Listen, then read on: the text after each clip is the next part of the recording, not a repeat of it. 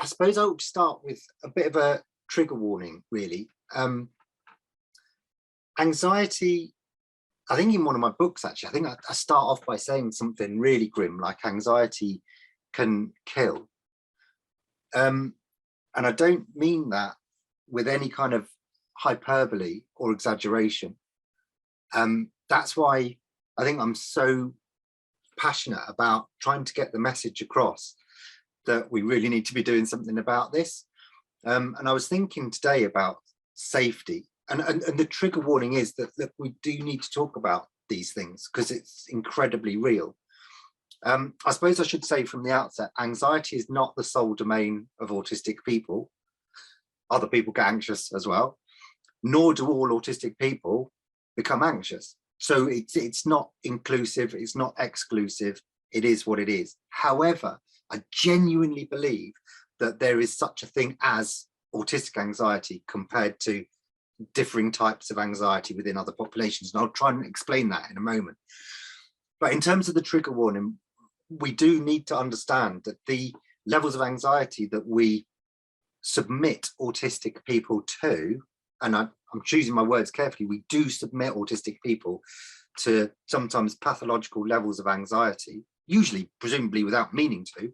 And I think usually presumably because we don't realize just how difficult lives can be for autistic children and adults. But the longer term impact that has then subsequently can be prolific. So I'm talking about long-term trauma, complex post-traumatic stress disorder, difficulties in accessing healthcare, and worse as people grow older. And I think that, well, I'm fairly sure, I know for a fact for some people, that is as a direct result of ongoing levels of anxiety as a child. And I was thinking today about safety. How gorgeous is it to feel safe? It's a rhetorical question, obviously. Oh, by the way, while we're on the point of questions, I haven't got my chat open because I know that I'll just get absorbed in reading your comments and questions and then forget to do my presentation. So if anybody's asking me a direct question on the chat, please forgive me for not answering it. I'm not being rude, I'm not ignoring you, I just haven't got my chat open. But yeah, how gorgeous is that feeling of safety, being in a safe space, being with safe people, being in that safe environment. And we don't realize how lucky we are until we're outside of that safe space, at which point we absolutely crave being back into that safe space. And another rhetorical question, how often and for how long do autistic children, autistic adults feel safe on a day-to-day basis? And that sounds harsh, but the reality is so many autistic people do not feel safe, which is I guess in a sense, a fundamental human right. And if you don't feel safe, i.e. you feel anxious in the realm of this particular presentation, that is potentially going to do untold damage to you on a day-to-day basis and in terms of the long term.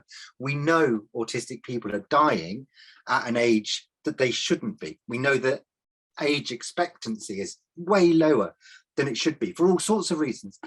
And one of those reasons, 100%, is down to anxiety. The simplest example, if people make you anxious, okay, and we know that for a lot of autistic people, other people, what I call the predominant neurotype, do make you anxious. Of course they do. They're an odd group of people at the best of times. Very bewildering population.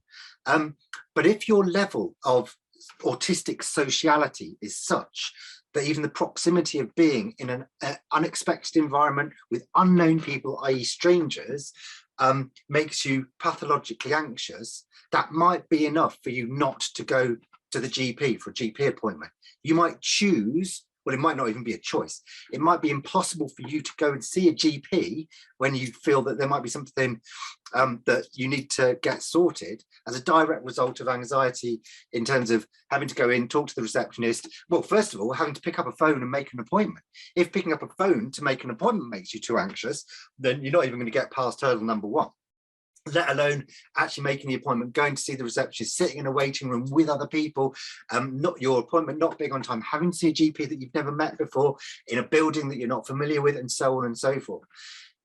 That might be enough for you to not go to see the GP, and that might end up being hugely medically problematic. Now, my belief is that, and what I've already said, being autistic does not mean automatically you're an anxious person. So where does that anxiety come from? And for me, it comes from everything else, the environment. And the environment includes sense of self to a certain degree, but mostly it's the external environment. Take the GP surgery. If we had an autism-friendly GP surgery, so that first and foremost, you could make an appointment without having to pick up the phone. So you might be able to text, you might be able to do it online, you might be able to get an advocate to do it for you, whatever it might be. Then, because it's a GP, autism-friendly GP, that GP surgery says, what is your most effective form of communication? If we need to contact you, what is your preferred form of communication? Can we give you a ring? If we are going to give you a ring, we guarantee that we're not going to withhold the number, because we know that withheld numbers can send you into a state of panic straight away. And you probably aren't going to answer the phone because you don't know who it is. And that level of unexpected what's going on can be enough to trigger a meltdown. So we know that. So being autism friendly, we can say, if you are okay with phoning, we won't withhold our number. If you need us to send us a text 3 minutes before phoning, we'll send you a text 3 minutes before, so you know that we're going to be phoning you. Or we ask, would you prefer us to contact your husband or an advocate on your behalf?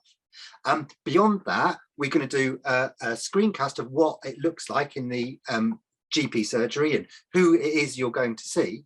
And if we think in advance what potential procedures there might be, for example, taking your blood pressure or whatever, we'll do a screencast of what that actually looks like. And we're going to make an appointment that is half an hour before anybody else's appointment, so that the GP surgery is empty. You don't need to talk to the receptionist because we're expecting you anyway. You can go straight in, see the GP without going to the waiting room. It's a one-way system. So you go in the front, you go out the back, so you don't have to bypass anybody else in the corridor. All of a sudden, without spending a single penny in terms of financial, the financial side of it, without spending anything, but just a bit of time and effort, you've gone from an anxious autistic person not accessing the GP to a non-anxious autistic person who's getting the requisite acknowledgement from the GP in terms of what their needs are. Now, that's just one tiny, minuscule example out of a plethora of examples you could give on a day-to-day basis across the whole autistic population. And you add all of those up and you begin to get an understanding of how unsafe autistic people do feel, but the flip side being how safe we could make autistic people feel just by taking some steps in terms of understanding and acknowledging what actually causes anxiety in the first place and doing something about it. Oh, I just thought to go back. If anybody's in the slightest bit interested, my email address is there, and my Twitter, whatever it's called. And that's just a slide about whatever. Don't need to worry about that. So I think we are failing. Well, I know we are failing autistic people. To be autistic is often to be denied fundamental human rights. I can't read all of my slides because people are in the way, but anyway, that doesn't really matter.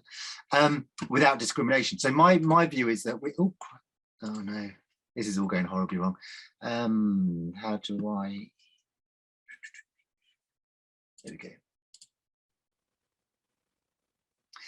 I'll just leave it at that. You can see the rest of my screen, but that's not a problem. So to be autistic is often to be denied fundamental human rights without discrimination. So we are discriminating against autistic people, I think, on a day-to-day basis. So take that example. By the way, the GP example is a real example, real life example. That person, in my view, is being discriminated against. Is that person at a substantial disadvantage as a result of being autistic? The answer you would say is yes. Would it be a reasonable adjustment to put those things in place that I've mentioned, or at least some of those? The answer is yes. So if we are not putting reasonable adjustments in place, and that leaves the autistic individual at a a substantial disadvantage as a result of being autistic, we are being unlawful. So, and it's a basic fundamental human right to access a GP. So, and that, as I say, that's just one example of so many. We know that there are higher rates of comorbid secondary psychiatric conditions, including pathological anxiety states. And I've already mentioned things like, or alluded to, suicide and early death. Does school life lead to trauma? No, not always, but so often it does. And I don't know if I've got it in this presentation or not, but I certainly wrote about it in one of the books about anxiety, about going through a school day for an autistic pupil, an ordinary school day, and all of the things that might trigger anxiety for that child. The example that I often give is, say for example, okay, well here's one for you, and apologies to anybody that's heard this talk before, but in fact if you've heard the talk before, why are you here? So it's your fault, not mine, but at the risk of sort of repeating myself, but if you're an autistic child and you go to school, it's your first day at school, okay, so your parents have told you, well, yeah, it's going to be fine, you will be fine, might be a bit stressful, but you'll be fine. So you go to school and you're lining up at the school gates and the head teacher is there. And she's a lovely head teacher, very well-meaning, and she greets her primary school pupils one by one. They're in the line, filing in, and she says, "Oh, good morning. How are you feeling today?" And they say whatever it is they say, and it comes to you, and she says, "Oh, good morning. How are you feeling today?" And that sends you literally into a state of panic because you don't know the answer. You might be alexithemic, so you don't know how to label your emotional state. Does she mean how do you feel physically? What, you've been asked an impossible question by the most important person of the day, who's the head teacher of this school that you're going to. So you know that you're required to give an answer, and your levels of anxiety are sky high because you don't know what that answer should be. So you nod and you say, okay, because that's what you heard the person in front of you say, and she lets you through. Then, as the day goes on, your teacher says, right, we're going to do this morning, and then this afternoon, we're going to go out and count butterflies in the school playground. In the morning, you do the activity that he stated you were going to do. In the afternoon, you stay in and you do drawing instead. Now, the fact that it's raining, and that's the explanation as to why you don't go out and look at butterflies or count butterflies or whatever it is irrelevant. What you have learned on that day is two things. One, that this teacher who's in charge of you tells the truth sometimes, but equally you know that this teacher who's in charge of you lies at other times. So now you're in a position whereby you don't know what to believe. Every time he says anything, you have literally no idea whether or not it's believable, because you know 100% factually in your very ordered autistic brain that this person, at least today, 50% of the time he's lied and 50% of the time he's told the truth. And you don't know how to differentiate between those two. And the level of chaos that means in terms of how you can live your life and operate in your, in this case, very unsafe environment is potentially traumatic. You end the day and you go home and you tell your parents what an awful day it is, and they say, oh, don't worry, tomorrow will be better. All you've got to do is go to bed and stress constantly about the minute that you walk back into that school, because you're fearful of that teacher asking you the same question that you don't know the answer to. And you're fearful of listening to the teacher who sometimes lies and sometimes tells the truth, but at least you can trust your parents. And yet day 2 comes and goes, and day 3 comes and goes, and it doesn't get any better. So all of a sudden, your safe space in terms of believing your parents is no longer the case either. This sounds like perhaps a trite example. It's not. It absolutely is not. Now, if you're exposed to that level of trauma on a day-to-day basis, every day you go to school, throughout your school career, that is highly likely, at least, to increase risk of long-term trauma to you as a human being. And there will be so many triggers waiting for you to take into adulthood. Now, if if people among you don't have triggers, then I'm so happy for you. But so many autistic people have triggers, to the point where almost actually we talk about triggers and it's maybe too diluted, because I mean, it's a good thing that we understand and talk about triggers, but because it's so widely spread in terms of how we talk about it, maybe it's become diluted. But to be triggered, which means that something that is said or something that you smell or something that you hear or whatever it might be takes you back to that emotional state of how you felt when you were being traumatized, can happen at any time. And that level of being that I'm exposing myself to something that can happen at any time is unbelievably anxiety inducing. It's so scary. If any of you, I suppose I'm laying myself wide open here. If you really want to stress me out, should I tell you that you're going to record this and send it around the world?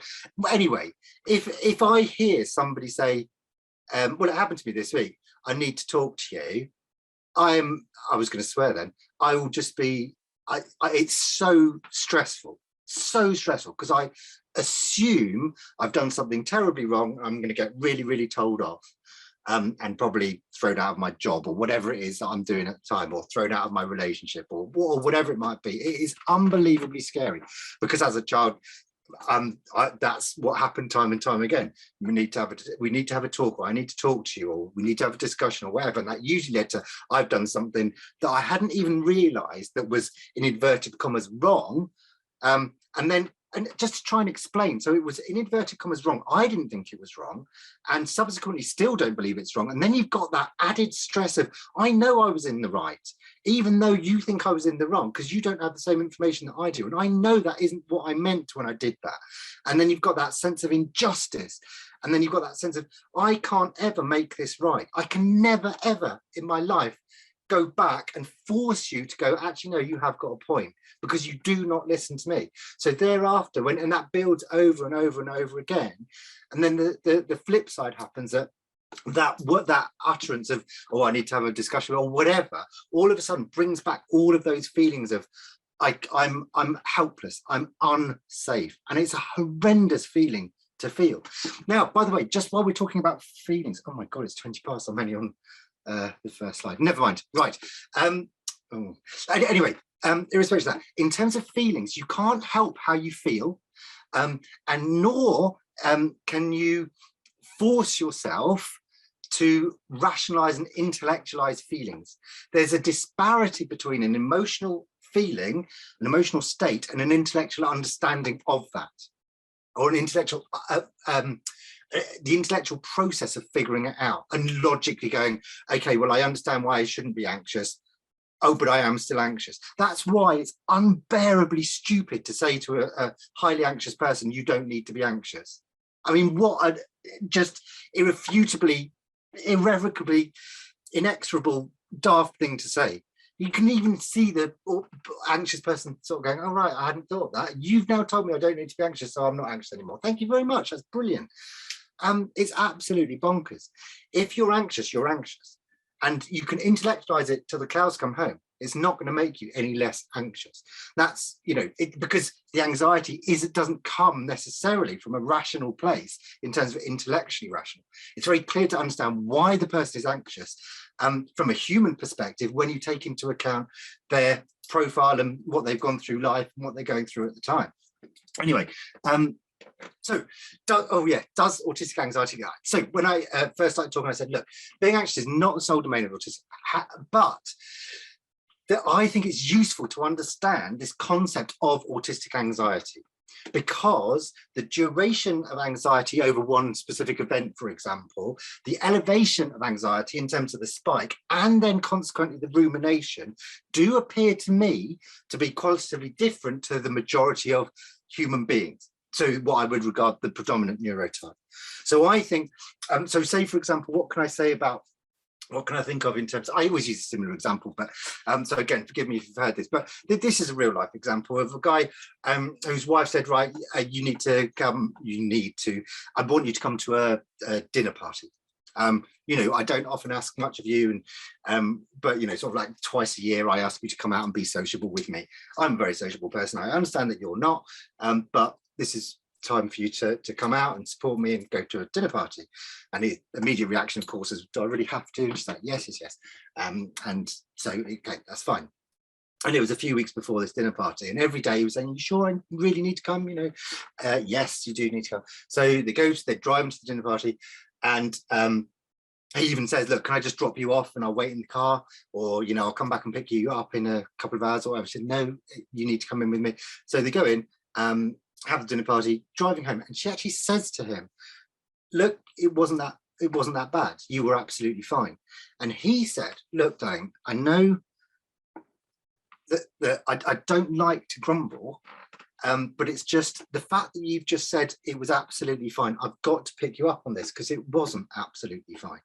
He said, just to explain from my autistic perspective what's going on, because you obviously don't realize, and there's no reason for you to. First and foremost, as soon as you said that, my anxiety elevated. When I'm talking about autistic anxiety, I'm talking about conscious levels of stress. So when you wake up in the morning and everything is fine until you suddenly remember that something is not fine, and you go, oh, and you're consciously aware of how anxious you are. That's how a lot of autistic people will talk about anxiety. It's an oppressive, almost physical feeling, but it's there. It's a conscious part of your psyche. So I said I was consciously anxious from the moment you said it, and it increased over a period of weeks. Then over the last 3 hours, that's the elevation. So duration started then. Elevation, the peak, tense level of anxiety in terms of literally being on the borderline of make it or break it. Like literally, I'm trying everything I can, masking till the cows come home, because I don't want to put a foot wrong and embarrass myself or you. And the amount of energy that takes is horrendous. And I just about made it. And now, from now on, I've got another week or 2 weeks of ruminating over every minute of those 3 hours to try and work out what potentially went wrong, what I could have said better or whatever, and trying to work out all the myriad of social interactions that were going on around me. So to you, it appeared that everything was fine. In reality, that's about 2 months out of my life where nothing was going through my brain apart from this dinner party. From the moment you said it to the point at which I could finally go to bed without ruminating about it. That's just one incident. So I'm not saying, of course, I'm not saying that other people can't be anxious, but the level of anxiety that is caused by autistic people as a direct result of the environment can never, ever be underestimated. By the way, and I literally, I can't remember what's in this presentation and what isn't. But just in terms of masking, I'm becoming increasingly, is irritated the right word? Stressed, anxious, maybe, about when you try and explain autistic masking and the response. It's got trigger warning here because this is just vile. But when when people say, oh, everybody's a bit autistic, and you just want to like rip your own head off. It's a bit like that with masking, where people go, oh yeah, we all mask a little bit. And I think, no, you don't, you really, really don't get it. And I've begun to understand masking, maybe, or try to explain masking in the level of energy it takes to do it, as opposed to what I believe most of the predominant neurotype do when they are masking, i.e. acting as a teacher or as a, whatever in that social situation, behaving slightly differently to what they might do if they were on their own or with their best friend or whatever. That level of masking doesn't take an effort. It might be vaguely tiring, but it doesn't take an effort. Autistic masking takes energy to the point that if you have to continue it, you will end up having a meltdown or a shutdown or just having to take time out. You will use all your spoons up by masking. There's a quality, I can't guarantee it in research terms as an academic. I can guarantee you as a human who knows lots of autistic humans and talk to autistic humans on a day-to-day basis, that the level of masking that's required and the levels of energy that's required to do so can be absolutely draining. So why are we encouraging masking? Again, a rhetorical question, fairly obviously, but in terms of anxiety, I think I should have apologized right from the outset. If anybody has come to this talk, do you come to a virtual talk? Anyway, if any of you are there thinking, oh, this guy might have answers for my anxiety, I wish, but well, I have. But the answer is not you. The answer is everybody else getting it right. Not always, but almost all autistic anxiety stems from the environment, other people's sensory environment. I might come on to that if I get the chance. So those are the things that need to change. Those are the things that need to change, not you as an autistic person, not your autistic child. They are not the ones who need to change. If somebody is saying, oh, they need to cope with their anxiety, they do not understand what anxiety means. You never treat a person with such levels of disrespect that you go, okay, it's all right to be anxious. What you just need to do is cope with it. That's just wrong. No, we need to, as much as humanly possible, eliminate, eradicate, reduce what is causing the anxiety in the first place. Yes, give coping mechanisms where there are situations where anxiety is going to be elevated and there's nothing else that you can do about it. But to straight away go, well, what we're going to do about your anxiety is force you into a situation where you've just got to deal with it. That's not good enough at all. So I think in terms of what the answers are out there. You create your GP friendly surgery. You work out how to embrace and develop a culture of acceptance and inclusion whereby autistic masking is no longer required. I mean, I know it's pie in the sky stuff. I know it is, but it's not as pie in the sky as you might think. You know, back in the day, well, do I want to be controversial? Well, we all know, it's not controversial, it's true. We all know that ABA was originally used to sorry, I just got sorry, doesn't matter. It's just looking at somebody's ceiling. It's quite pleasant. Anyway, where was I? Yeah, so we know that ABA was there to reduce effeminate gay behaviour in homosexual men, as opposed to saying actually being homosexual is perfectly acceptable, perfectly okay. We don't need to worry about it. I'll leave it up to that. But autistic masking does take a huge amount of effort and causes huge amounts of anxiety. So if there are environments, again, why do you need to mask? It's because you don't feel safe. I can't get my head around just how problematic it is to allow autistic people to not feel safe. It just breaks my heart. So it's got to be at the forefront of all of our minds whenever we're engaging with autistic people. How do we make autistic individuals feel safe? And if that means allowing, in inverted commas, autistic people to remove their mask and be inherently their autistic self, when that is not doing any damage to anybody else, that's what we should be doing. I don't know how many teachers there are, you'll probably all be virtually throwing stuff at me, but I don't believe that allowing an autistic person to play with a fidget toy, or somebody who's particularly vestibular, sensory seeking, needs to rock, or even, dare I say it, get up and walk up and down at the back of the classroom in order to be able to learn. Okay, better take that in mind. It's not going to be anarchy. The rest of the class are not all of a sudden going to go, oh, well, you're letting them do that. I've got to do that as well. It's a bit like saying, well, you let that child sit in a wheelchair. I want a wheelchair too. It doesn't happen.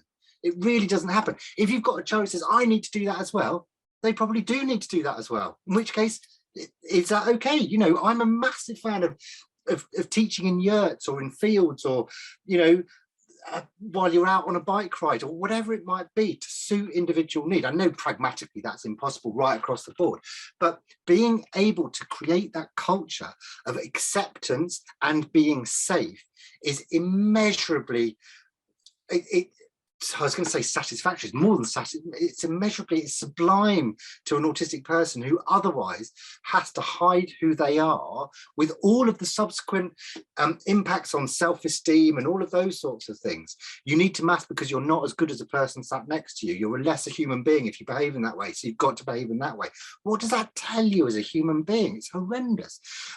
So yeah, I'm babbling a bit. Let's crack on with the presentation if I can work out how to get it. Right. Okay, so autism plus environment equals outcome. If anybody's heard me ever say anything about autism before, you're probably counting down the minutes until I say that, but it's true.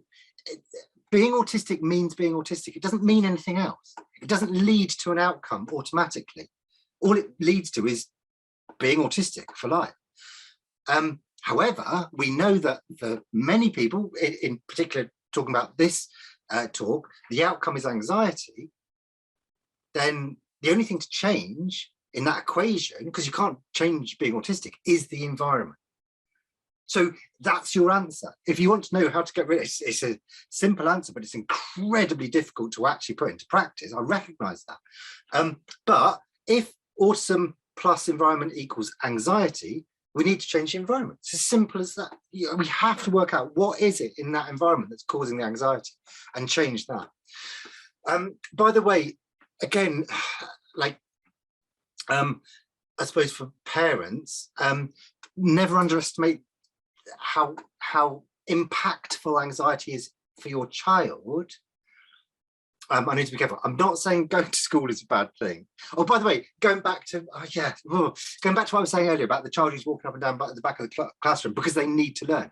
If movement is or lack of movement is a barrier to learning, i.e., I literally can't focus on what you're saying. I cannot hear what you're teaching me unless I'm moving. It's as simple as that. From a sensory perspective, I cannot process what you're saying unless I'm moving. Is it a reasonable adjustment to allow me to move? Okay, I'll let you answer that. It's fairly obvious, I would suggest. Anyway, if your child is anxious, they might not know it.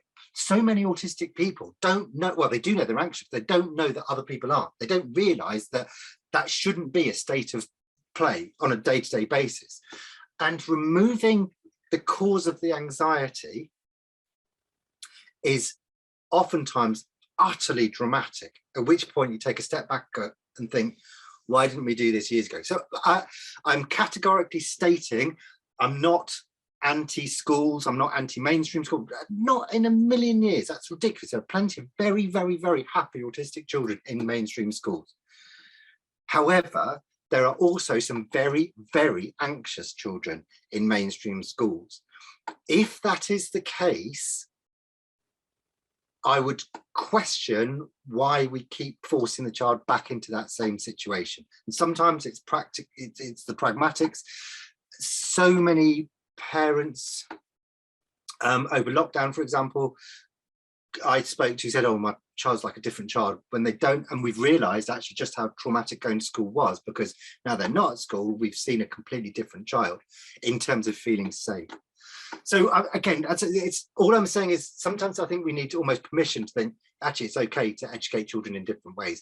My view would be that, you know, the education minister say, right, we need a whole realm of inclusive ways of teaching and learning, including home education, which should be properly funded, so that people don't have to give up jobs and all of those sorts of things, and people are supported in terms of doing so.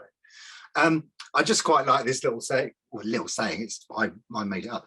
Trying to squash an autistic peg into a PNT shaped environment, A, won't ever work, B, really hurts, and C, wrecks both the autistic peg and the PNT shaped environment. So in terms of environment, you've got the autistic, these are the components of what I mean by environment. So you've got your autistic self. Teaching autism to autistics is massively undervalued. I assume it is, because otherwise why aren't we doing it? And yet it's critical for autistic well-being. If you want a happy autistic child, a non-anxious autistic child, part of it is working out what it means to that child to be autistic. If you're autistic and you don't know it, or if you're autistic and you do know it, but you don't really know what that means, you don't know who you are. And that is a very unsafe feeling, because you just have to guess on literally on a day-to-day basis. Others, teaching autism to the PNT is also undervalued because we don't do it very much. I mean, I'm lucky in that that is kind of my job. Not teaching autism to the PNT, it's teaching autism full stop. And I'm incredibly, I don't know when people say I'm really proud. I don't know. Well, anyway, I'm super happy that the majority of my students are autistic. So I teach my cohorts of students tend to, the autistic students tend to outnumber the non-autistic students, and I think that's fantastic. But again, it's critical for autistic well-being. Unless the world understands being autistic and then embraces and accepts that, then autistic people are always going to be potentially at a disadvantage. Sensory environment. we cannot underestimate the impact of the sensory environment. And yet, again, this is a simple thing. Again, rhetorical question. How many of you, in whatever capacity you're here, as an autistic person, a parent, professional, all of the above, you know, in a relationship, whatever, have done a full sensory profile on yourself or somebody else and matched it up with the environments that you or those people are going to be in? If not, why not? It doesn't cost anything. It might cost something in terms of trying to adapt the environment. If you haven't done that sensory profile and sensory audit of both yourself and the environment, how do you know what's causing you a disadvantage and causing you anxiety? And again, going back to autistic self, the sensory side of things, how do you know as an autistic person that most other people know when they feel hungry or understand pain or don't process everything all in one fell swoop, etc., etc., etc. Knowledge is absolute power when it comes to autism generally, but sensory specifically. Society values, attitudes, and knowledge. Values. Does society value autistic people? And this is a very broad generalization. It breaks my heart, literally, not literally, but it causes no end of distress looking at the internet, reading certain things in terms of the media, just doing a Google search of images to see the pejorative, pathologizing language that's used to identify autistic humans. And if you don't believe me, give it a go yourself. I wouldn't recommend it because it's deeply unpleasant. But the rhetoric is essentially, I still think in terms of diagnostic criteria, for example, that to be autistic, you somehow have to be lesser than somebody else. You're impaired, you're disordered. I don't agree with that at all. And tonight's not the forum to go into why I don't think that. I'm quite happy to have that conversation outside of this, but especially seeing as I'm supposed to finish in just under 5 minutes. But anyway, but this dehumanization of autistic people as lesser human beings is just vile. Because what does that tell you as an autistic child or as an autistic adult? Attitudes, does societal attitude harm autistic people? Yes. If you grow up thinking of yourself as lesser, that is going to harm you as a human. And knowledge, what is the current state of genuine autism knowledge, as opposed to the rubbish that is so often spouted about being autistic, the myths, we're all a bit autistic, all of those sorts of things. Policies and procedures, and again, these don't cost anything. But again, rhetorical question. How many policies or procedures actively discriminate against autistic individuals? Your behaviour policy at school. I don't know, all children must communicate effectively and respect one another. That's extraordinarily subjective. What respect, showing respect to an autistic person might be walking up to them and not saying a word. But if an autistic person refuses to say a word to their peers or to their teacher, God forbid, then they are seen as disrespectful. That autistic person might be showing the best sign of respect that they feel in the world, and all of a sudden they're excluded. Terminology, change term. We can do that absolutely for free. We can eliminate the vile term school refuser and instead change the narrative, say, what are we doing at school that's causing such a problem that the child is fearful of coming back into this unsafe space? It's a totally different way of looking at essentially the same issue. Oh, I can't believe I'm only on this. Oh, anyway, yes. Okay, so this is what I call global stability, my theory of global stability, and it's around autistic resistance to change. So essentially, actually, I'll just go back. So what I believe is that, so we're told, aren't we? I'll finish on this and then I'll stop sharing my screen so you won't see how much of the presentation I haven't done. Actually, this is the last slide. I can't lie. But yeah, so we're told, aren't we? Autistic people are resistant to change. In fact, I was reading in, it doesn't matter where I was reading that earlier on today, but I'm not at all convinced that's the case. Now, before you start switching off and thinking, okay, clearly doesn't know what he's talking about, which you might be thinking anyway, but if autistic people were resistant change per se, then any change would be problematic, and that is not the case. It's only certain changes per person that causes a problem. So why is that? And I think it all comes down to this concept of global stability. And my view is that in order to be globally stable, you have to feel safe. What makes you feel safe? Things like effective, come to the next thing, effective communication, understanding self, understanding other people, understanding the environment. All of these makes you feel safe. Now, how many of our autistic people are afforded all of those in one go? And I would argue actually none of them usually. And I'm not saying autistic people lack effective communication. I'm saying there is a disjunct, a disconnect or miscommunication often between the autistic person and the predominant neurotype. The problem being is that if you are autistic, you are almost by definition in a minority group.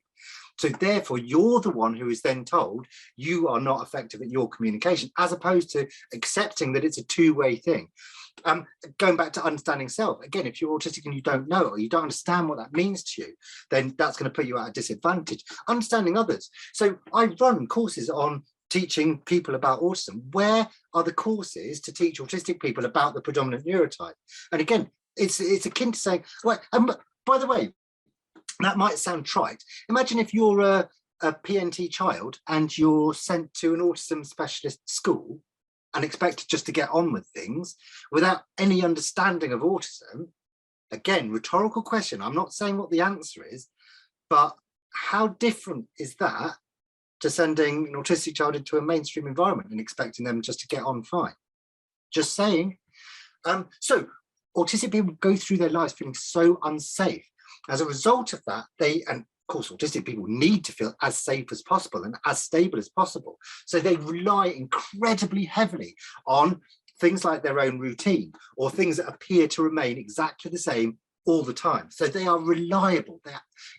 Again, don't underestimate reliability and trust. So the first time that person lies to you, all of a sudden they are not reliable and they're not trustworthy. And sometimes it is as binary as that. It takes a huge amount to get that trust back. If you need to rely on things in life, and there's very, very little you can rely on, it means all your reliance is based on things that are in your control, i.e. things like your routine, or things that appear to remain the same. If any of those change, so you're forced into coming out of your routine, or if things that appear to remain the same change, all of a sudden that leads to a meltdown. Why? Because it's your entire stability for that day gone. Now that is an autistic resistant change. You can change anything else in the world, doesn't matter, doesn't make any difference. Change the things that I rely on for my 100% stability and I'm going to have a problem. So the answer to that is create global stability for you, for the autistic child. That's I can't, that's lovely. Anyway, sorry. I've just seen the name of somebody who's entered the waiting room. I'm assuming that's not their real name, but it's very, very cool. Anyway, so increase effective communication. Teach autistic people about what it means to be autistic. Teach autistic people about the predominant neurotype. Teach people how to understand the environment and make sure those rules and regulations have reasonable adjustments so they're autism friendly, etc., etc., etc. If we do that and massively increase global stability for the autistic person, then the chances of them feeling safe go up. Oh, I'm only 1 minute over. How amazing am I as a lecturer? That's it. I was told to talk for roughly 45 minutes, which is what I've done. Thank you, Luke. I'm sure that we would all love to. I'm sure we'd all love to hear from you for another 15 minutes if you wanted to go on.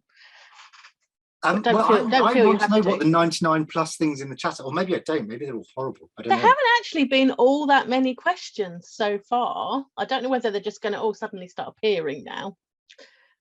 Oh, they say, please continue. But actually, we have had quite a few questions asking if the slides will be available. Yeah, do what you want with them. I can just send them to you if you want. Yeah, if you send them to me, then I can send them out to everybody. Thank you. Yes, yeah. Everyone says, please keep talking. Oh, mad. Okay. We'll never be able to stop you now, will we? Is this the right one then? Oh, yeah. Okay, cool. All right. Okay. unexpected. I'm all of a dither now. I don't know what I'm supposed to be doing. Okay, so right, I'll crack on with the next one.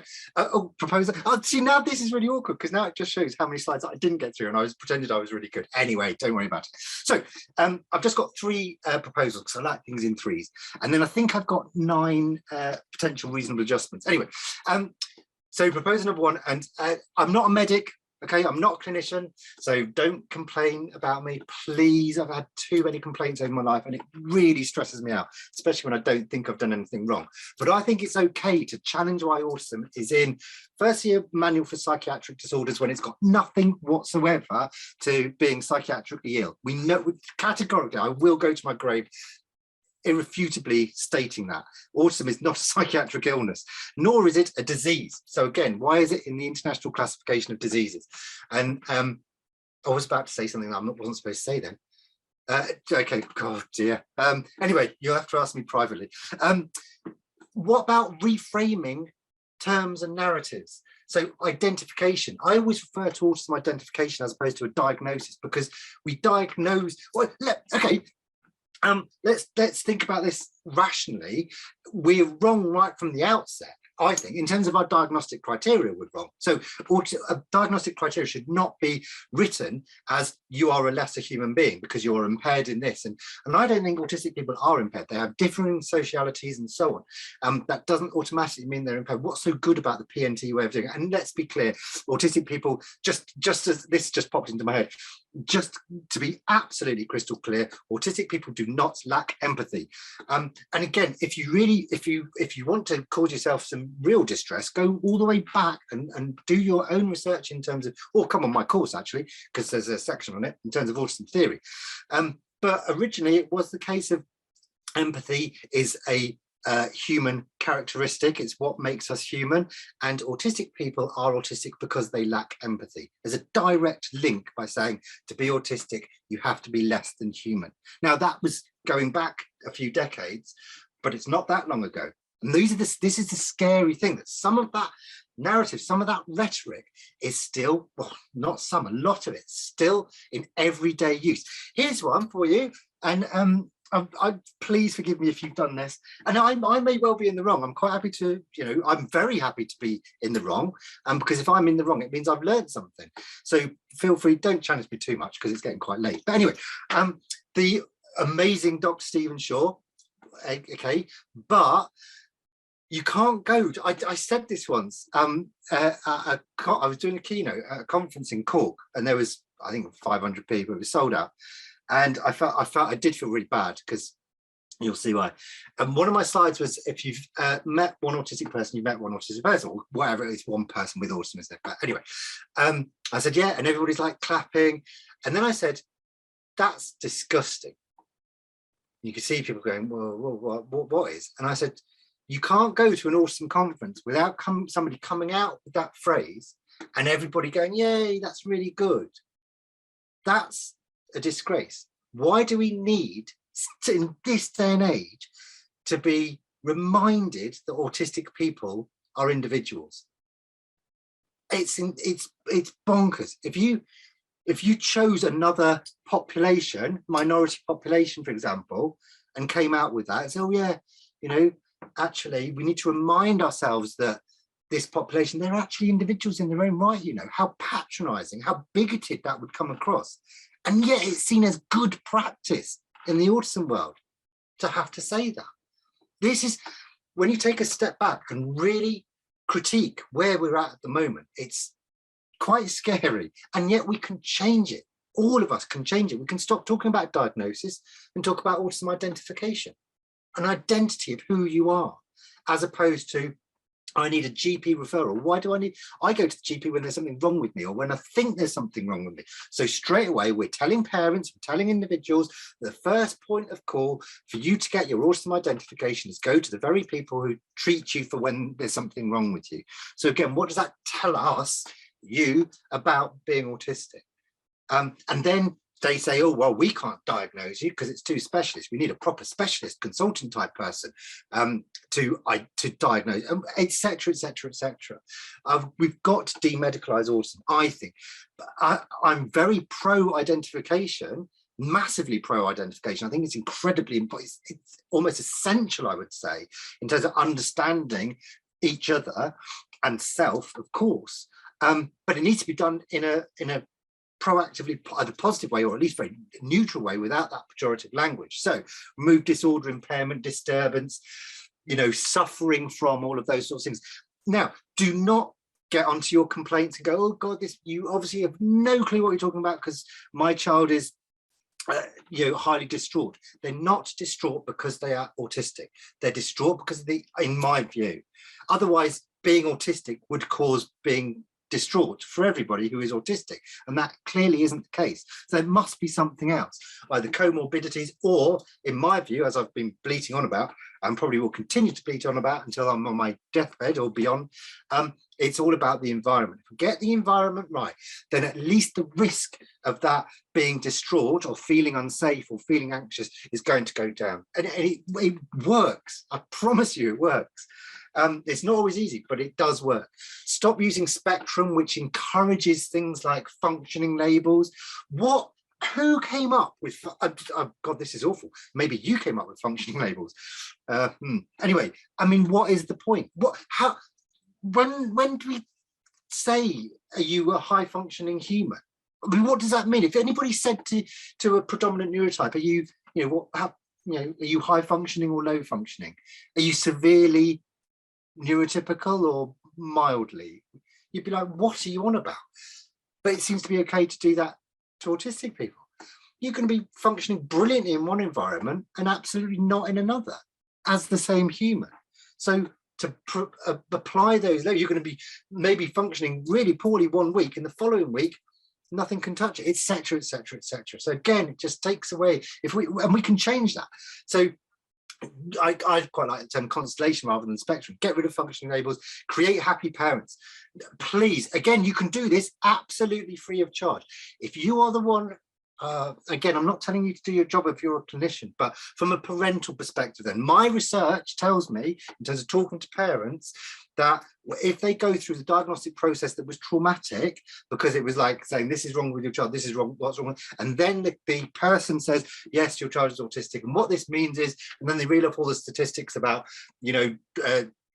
not getting qualified at school, or not getting a job as an adult, or whatever. That is not going to help you as a parent. That is going to maybe tarnish the view you've got of your own child, which is completely unfair. And by the way, and I can say this with absolute confidence, none of you have the ability to see into the future. So you have not got the right to tell a parent what their child's pathway is going to be. You don't have that right, because you don't know. And the number of parents I know who have said, I was told my child would never read, I was told my child would never X, Y, and Z, and they ended up absolutely having no problems whatsoever in those particular areas. And yet being told that as a parent is potentially going to change how you view your child. There you go. This, I should have put a trigger warning on this. When I was writing this I remember this, I was writing this presentation, and I had that PowerPoint, the design thing, and this question came up saying, would you like to search for images? And they gave me two choices. I think it was only on the first slide. And the first one was, do you want to look up Luke Beardon? And I was like, I categorically do not want to look up images of Luke Beardon. That's probably the last thing I ever want to look at. Or would you like to look up images of Autism? And this was the first one. Inappropriate, inability, inappropriate, oversensitive, strange, poor, difficulty, lack of, and then that awful autism puzzle. That was the first image that came up. And then I looked at the next two as well, because I said I like things in 3, and they were just as bad. And this is what's in our face. This is what is in the face of your autistic child, or you as an autistic person.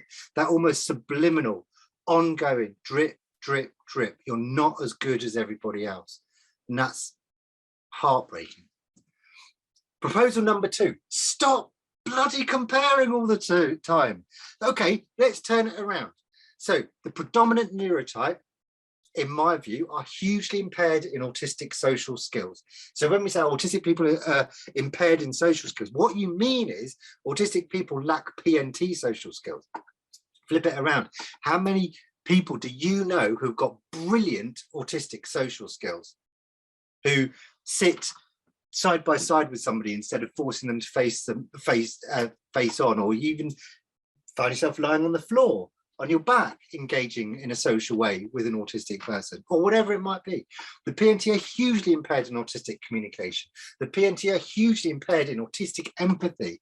If everybody had autistic empathy, well, for a start, we wouldn't be here tonight, because there would be nothing to learn about being autistic, because you'd already intuitively know it. I'd be out of a job for sure. The PNT are hugely impaired in understanding autistic sensory experience. The number of times you have an autistic person saying, this is what the sensory world is like for me, and the response is, well, I'm not like that. That's just the most extraordinary lack of empathy from the PNT.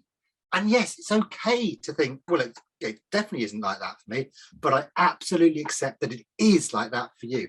Why do you think, well, I don't think you think, but I know other people who do, why would you think an autistic person says, look, I literally can't bear artificial light. I have got to be in a learning room where there's natural light. Why would they say that if it's not true? It's just beyond me when people just go, oh, it can't really make that much difference. Yes, it can. I know actual people for whom it makes a difference between them getting a university degree and the university failing them. Literally, whether I'm allowed to be in a learning environment that's got natural light or artificial light. And that is the single reason between passing a university or getting a university degree and dropping out in the first year. And that's not an unusual example in any way, shape or form. Anyway, so you can read the rest of that. But I think the PNT are extremely impaired autistics, just as autistics might be fairly poor at being non-autistics despite trying really hard. And the onus of responsibility almost always, not invariably, but almost always seems to be on the autistic person. You're the one who's got to change. You're the one who's got to fit in. You're the one who's got to mask. You're the one who's got to feel unsafe. So-called, you can have these slides, but okay, just because a person can do something, they should do it. I do like that one, actually. Most people can do a lot of things. Autistic children and adults can do all sorts of things, but the amount of effort that's required for them to do it needs to be taken into consideration. Handwriting is a big one for me. Actually, handwriting is quite a good example of direct discrimination. If you've got a child who has proprioceptive difficulties and fine motor coordination, and they find using a pen problematic and quite often painful, and you sit them next to a PNT who doesn't have those issues, say, right, both of you write a sentence and you time them. And the end result is that the PNT has written their sentence in a minute and the autistic child has written their same sentence in 3 minutes. And the PNT is neat and legible, whereas the autistic child, you can barely read it. Is that child at a distinct disadvantage being forced to work in that way? Clearly, yes. Would it be a reasonable adjustment to use a dictaphone or an iPad or laptop or whatever, or any of the or just their phone, the innumerable alternatives that we've got? I think the answer is yes. So why aren't we doing it? And that's just one. And again, if you force a child into not engaging in alternative forms, they just feel crap about themselves. And we're the ones that are making them feel like that. Feeling crap about yourself on a day-to-day basis in that sort of situation, full circle back to what I was saying at the beginning, leads to complex post-traumatic stress disorder as an adult. Every time you expect somebody to get their pen out, triggers all of those negative emotions. Oh, I'm not going to get into the controversial side of interventions. Oh, yeah. So proposal number 3, embed the 3 golden nuggets and 9 proposed adjustments into everyday living. So this is where perhaps it's a bit more upbeat. So I've already said golden equation, autism plus environment equals outcome. Golden concept, PNT based concepts need to be translated before they're applied to the autistic person. And this covers everything. So essentially, if you think, okay, well, this works for the PNT, or this is useful or appropriate for the PNT, you've got to think to yourself, but is it appropriate? Is it useful? Is it beneficial? Is it positive? Or is it potentially discriminatory or negative for the autistic person. If that's the case, we need to change it, adapt it, whatever. So from school uniform policies that states everybody's got to do their top button up, where somebody who has sensory sensitivity feels like they're being strangled to death, they're asphyxiating every day, all day, because of that school uniform policy, all the way through to which is very pertinent in the news, and I don't know anything about the individual in question, but at universities, or students struggling at a university because of having to engage in a way that, you know, the universities, I don't know, I should be careful because I don't know the ins and outs of the news article, but I'm sure you all know what I'm talking about. And then going back to what I was saying before, the golden ocean, the amount of energy put into affecting change needs to warrant the intended outcome. And I suppose I want to add to that, that intended outcome has got to be beneficial to the autistic person, not the people around them. It's the autistic person that has to benefit from it, not necessarily just everybody else. Am I allowed to carry on going through this? There are already 2 slides left, I think. Carry on. Okay, cool. So these are just these. I think these are in one of my books as well. You don't have to buy the book. Just use these slides. But anyway, these are just things that I think if everybody took on board. And no, okay, look, it's gone 9 o'clock, so we're really getting beyond the realms of proper academic speech here and being appropriate in terms of my role. Hypothetically, if there was an autism minister and they made all of these things law, just imagine the potential positive impact that would have on our whole autistic population. So somebody who's much cleverer than me and in a much more important position, go and do this, if you agree with me. When someone discloses their autism to you, respond by asking what autism means to them as an individual, rather than making any assumptions based on the autism label itself. It drives people mad when you say, oh yeah, I'm autistic. And the response is, oh, are you good at IT then? Or are you good at drawing? Or does that mean you've got an amazing photographic memory, or whatever it might be? Or even worse than that, oh, well, you can't be autistic because you're nothing like my cousin's son. It's like, no, I'm a 50-year-old woman. Why would I be anything like your cousin's child? Who's, you know, it's bonkers. Anyway, when you're engaging with an autistic person, always ask yourself the question, am I doing everything reasonable in my power to identify anxiety and subsequently do everything I can to reduce or eliminate it? Everyone involved in the support of an autistic person is fully aware that at best only some autism theory explains some of the lived autistic experiences some of the time for some autistic people, and that's at best. So what I'm saying is, come on my course and we'll teach you how to critique autism theory and figure out that it's not all necessarily cracked up to be, and yet that's often what we're taught to believe in terms of how to understand autistic people, which is really worrying. It's recognised that the more anxious a person is, the more disadvantaged they are, and the more likely it is that a reasonable adjustment is required. I know it sounds incredibly hubristic, in fact that I wrote that, but actually I think that's really good. I really do.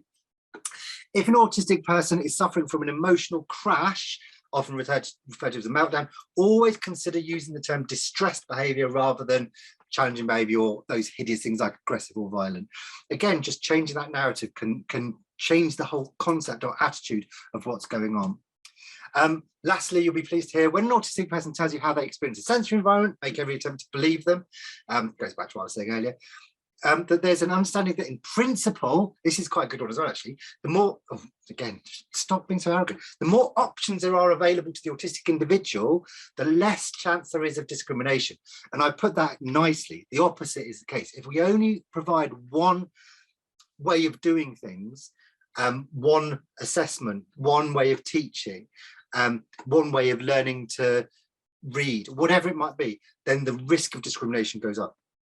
Never assume that the needs of any 2 autistic adults I put, because I think this is in the adult book, are automatically the same.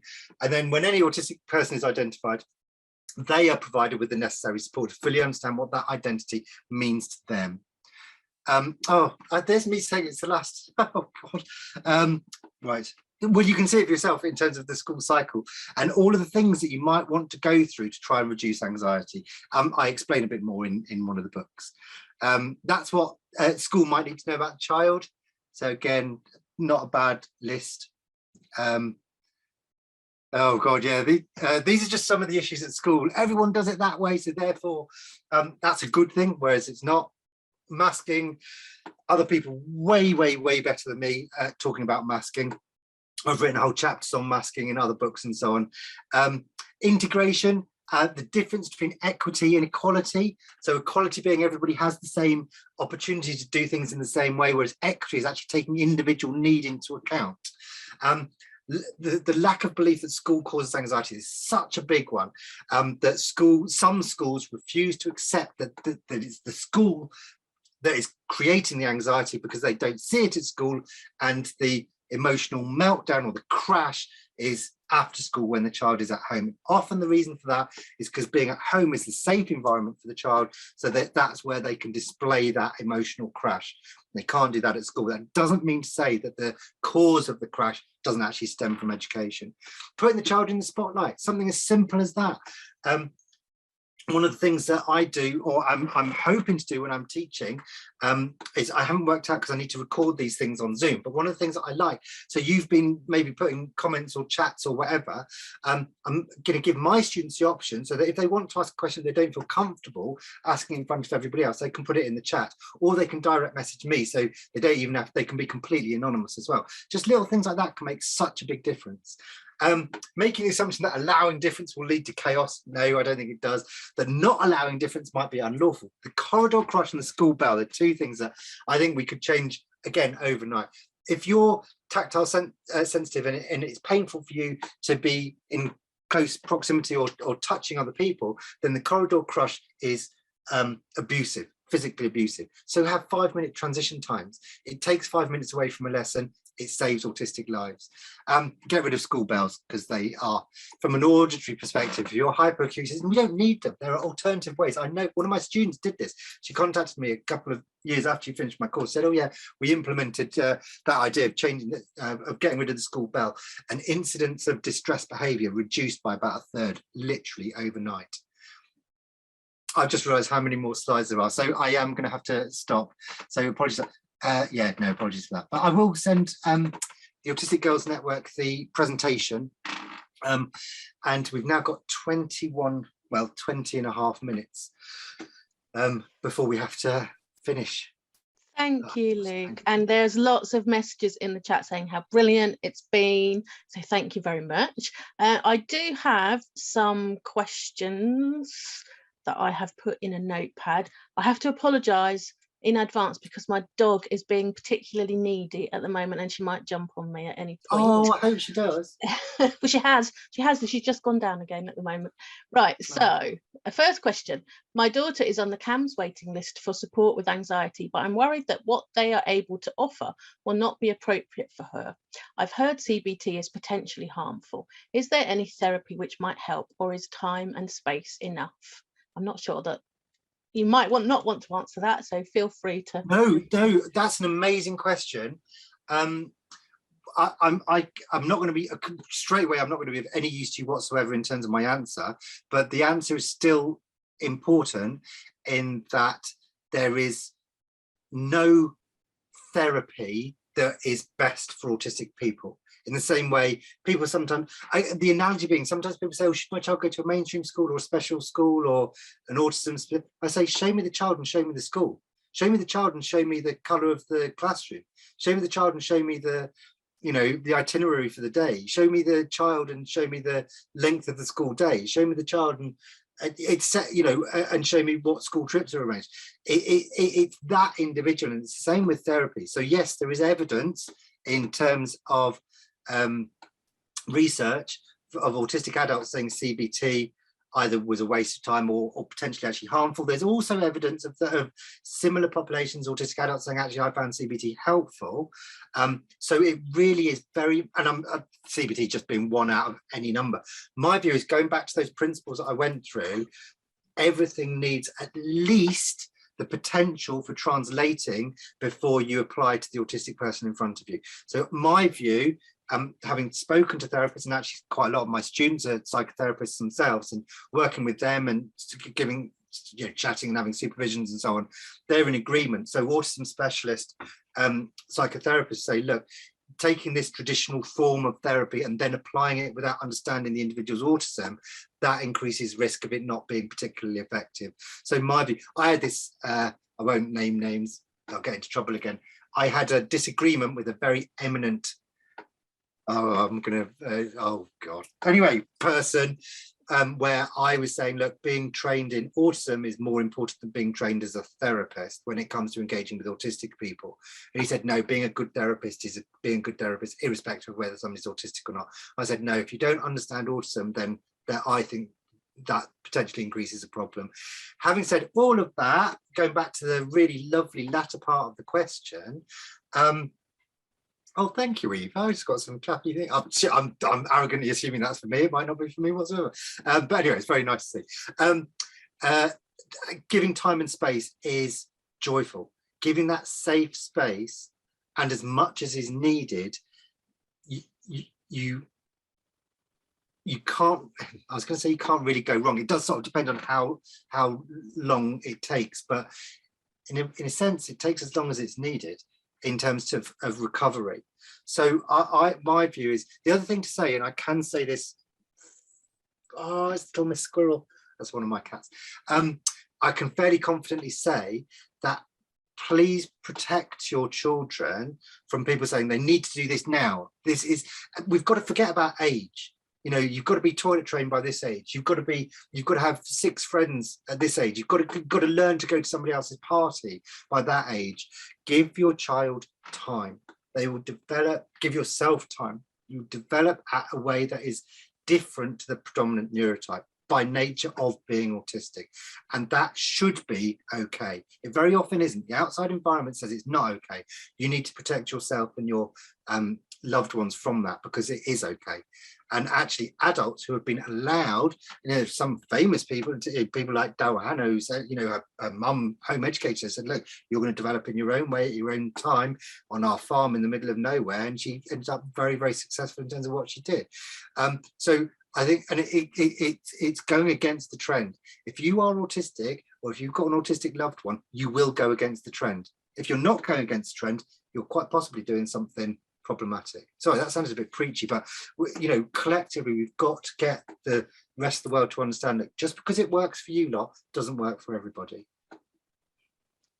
Okay, right. The next one is slightly related, so we might be able to get through it quickly. How do we get mental health therapies widely available that are suitable for autistic people, rather than the prerequisite CBT that we get sent on, which is completely unhelpful? So just a slight extension of the first question.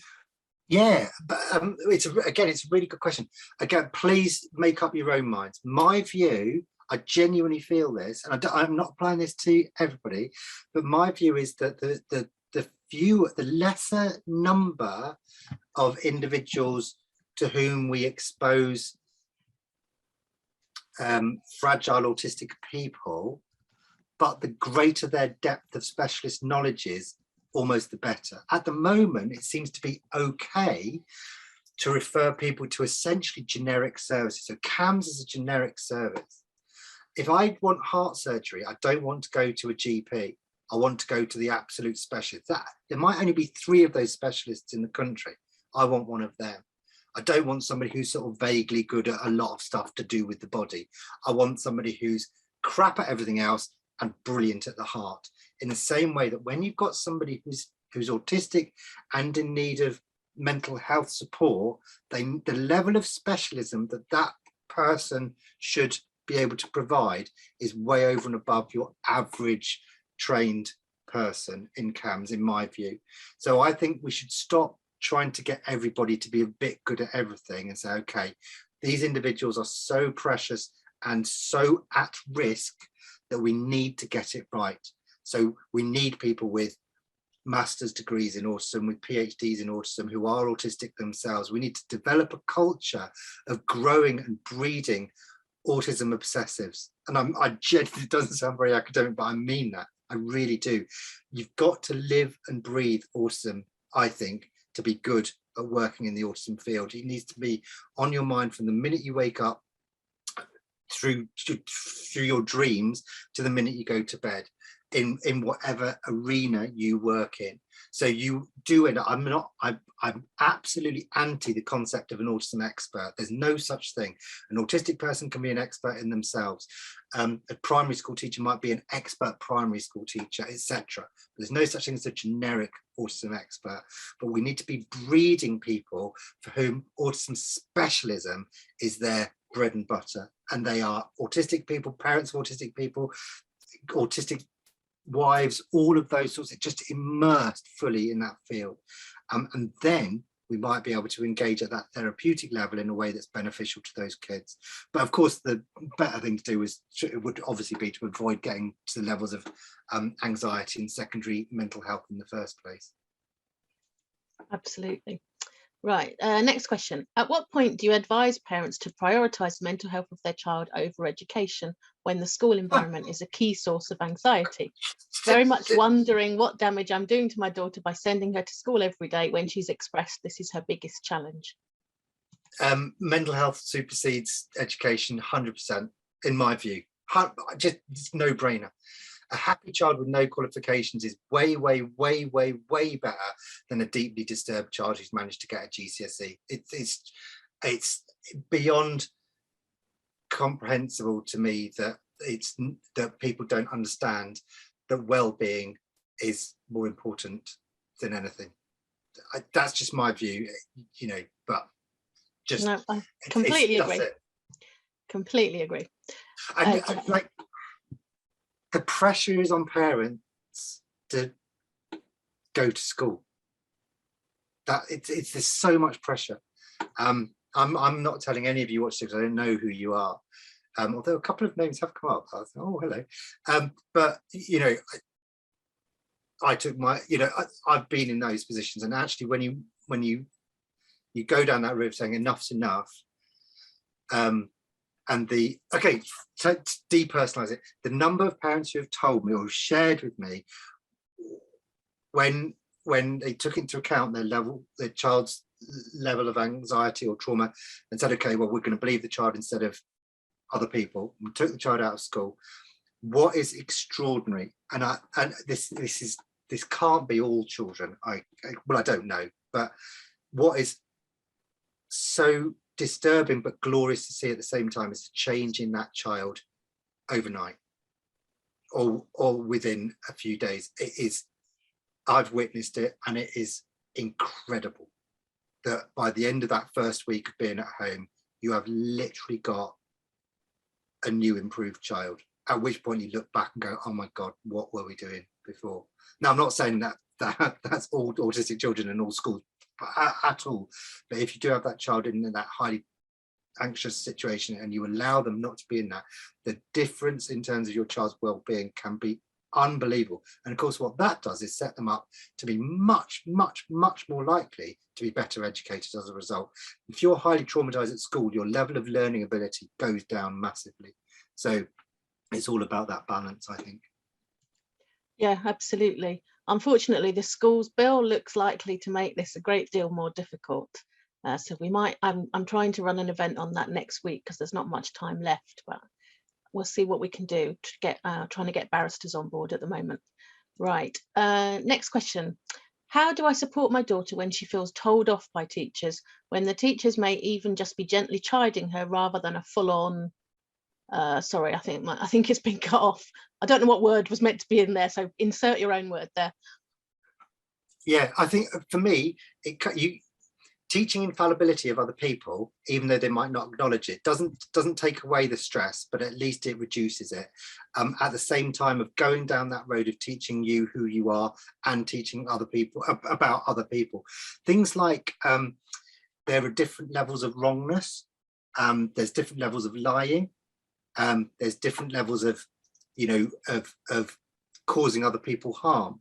These are things that we've got to explicitly teach, literally, from as early an age as possible, because otherwise the autistic brain tends to be fairly binary. You're either right or you're wrong. And if you actually understand that there are grey areas in between, it's a lot easier to forgive a very mild untruth compared to something that is manipulative and abusive, for example. So I think that going down that road of what I've said already, is of growing up, understanding who you are as an autistic person, and knowing full well that there are more than one perspectives, irrespective of whether you believe and buy into those. You still acknowledge that there are different perspectives, and that even teachers do get things wrong.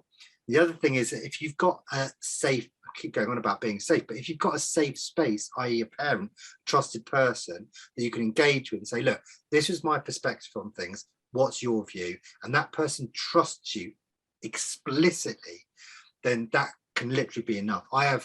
I'm very lucky that I know some autistic people who seem to trust me, and they could say, oh, can I just get your perspective? And I'll think about it and say, this is my perspective, and that's it. That's like, well, if you say that, that's what I'm going to take on board. So it's having that level of understanding of self and others, as well as having a safe space to engage with other people about ruminating or going back over what's gone on during the school day. Brilliant. Okay, the next question. How do you get GPs to recognise the difference between PNT anxiety and autistic anxiety, and for us to recognise the difference? So I don't like it when people ask me questions about how do you get other people to understand, because I just think, I don't know, I don't really understand other people. Surely they should just believe you. But I know that's totally unhelpful. Nick a copy of my book out of the library and photocopy the relevant pages and post it through the GP's door. You could try that. No, maybe not. I think people will only learn when they're willing to listen. And if it gets to a point where, you know, if you've not got an autism friendly GP, then you need to find a different GP. There's no point. You've got to choose your battles as well, as a parent and as an autistic person. I would say so many of you lot I know will be really good, including you, Kathy, at battling, and actually reasonably good at winning. We've got to choose which battles we want to win. You're not going to win everything, and it's about the amount of energy you put in. Oh, it's Holly. Anyway, sorry, anyway, save the spoons, or matches as I like it, because it's taken me this long to bring triathlons into it, but I finally shoehorned triathlons in triathlon. Now we talk about burning matches instead of spoons. But anyway, you could go in and you could force your school to acknowledge that they have done wrong with your child. You're not necessarily going to suddenly turn that school into the most autism friendly environment. You're just going to think that school is just going to be like, okay, well, as soon as that child's gone, thank goodness for that. Or it might be that you go, okay, well, that isn't a battle we need to take on. Maybe we need to change GPs or whatever. So just be careful in terms of what route you go down, because it's all about the balance between the energy you put into something and the potential outcome that you get out of it. And if people really don't want to listen, they won't. That's my experience. And it's trust me, well, you know how incredibly frustrating it is, but it's even more frustrating spending day after day, week after week, year after year, chipping away and still not really getting anywhere. Yeah. Okay, right. Next question. I'm an autistic nurse working in an adult mental health inpatient unit. All the same principles apply re-anxiety as they do with children in schools. We have to start by educating, converting the mental health professionals, predominantly the autism specialist psychiatrists. What have you found the most effective strategy to get those in positions of authority to listen to your perspective and reconsider their thinking and approach to what it means to be autistic? So slightly connected to the previous question. Yeah, I guess it's the same as what I said before. I again, it's not my area of expertise trying to get people to listen. I don't think I'm very good at it. I'm sure other people are, so maybe other people can share what's worked in their world.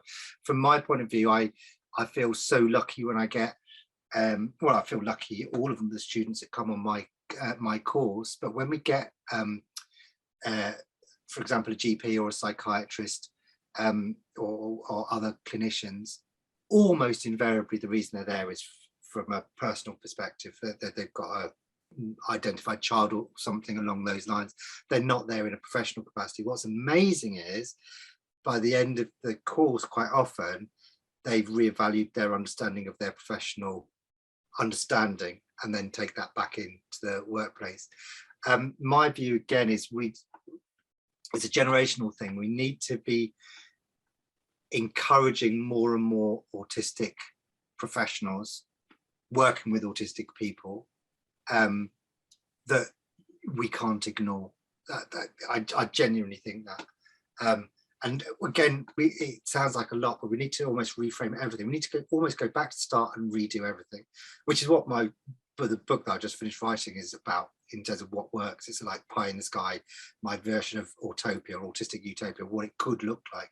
And there's one for children, which I've written, and then there's going to be one for adults, which I'm writing next year. But and they're pie in the sky things, but they're there to aspire to and potentially reach. And yeah, definitely, like, it's amazing that you're here as an autistic professional in that environment. The more of you, as far as I'm concerned, the better.